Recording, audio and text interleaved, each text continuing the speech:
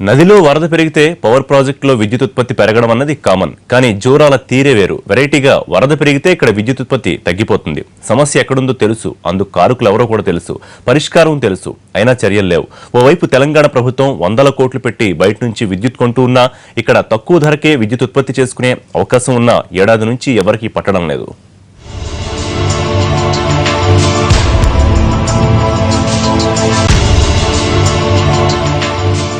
కృష్ణానదికి వరద పెరుగుతోందంటే Jurala power project అధికారులకు బీపీ పెరిగిపోతుంది. వరద ఎంత వేగంగా పెరిగితే ఇక్కడ విద్యుత్ ఉత్పత్తి అంత వేగంగా తగ్గిపోతుంది. ఇలా ఏటా 100 మెగావాట్ల చౌక విద్యుత్ ఉత్పత్తికి ఆటంకం కలుగుతోంది.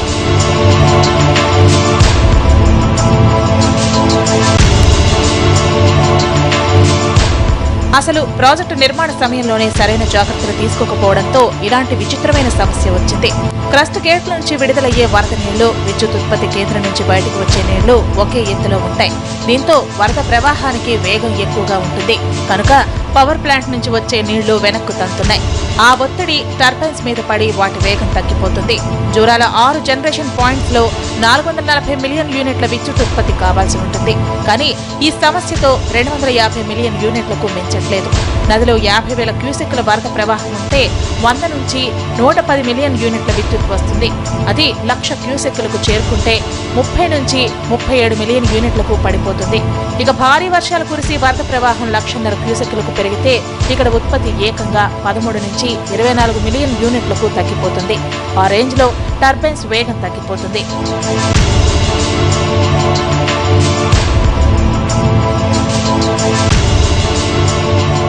ఈ ప్రాజెక్టు సివిల్ పనులను చేసిన కంపెనీ పవర్ హౌస్ నిర్మాణ సమయంలో తవ్విన మట్టిని, బ్లాస్టింగ్ లో వచ్చిన బండరాళ్లను కుడి పక్కన నది ఒడ్డున డంప్ చేసింది. చివరికి అదో పెద్ద గుట్టలా పేరుకుపోయి ఒడ్డు వంకరై నీటి ప్రవాహపు దిశ మారింది. అదే పవర్ ప్రాజెక్టు నుంచి వచ్చే నీటి మీద ఒత్తిడి పెంచుతోంది. ఈ విషయాన్ని నిపుణులు నిర్ధారించిన సమస్యకు పరిష్కారం లేదు. కాంట్రాక్టర్ మీద చర్యలు లేవు.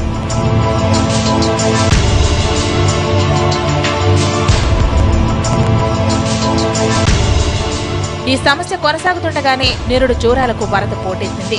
ఎగువ జూరాల నుంచి ఒక్కసారిగా వరద నీటిని విడుదల చేయడంతో దిగువన ఉన్న పవర్ ప్రాజెక్టు గేట్లు కొట్టుకుపోయాయి.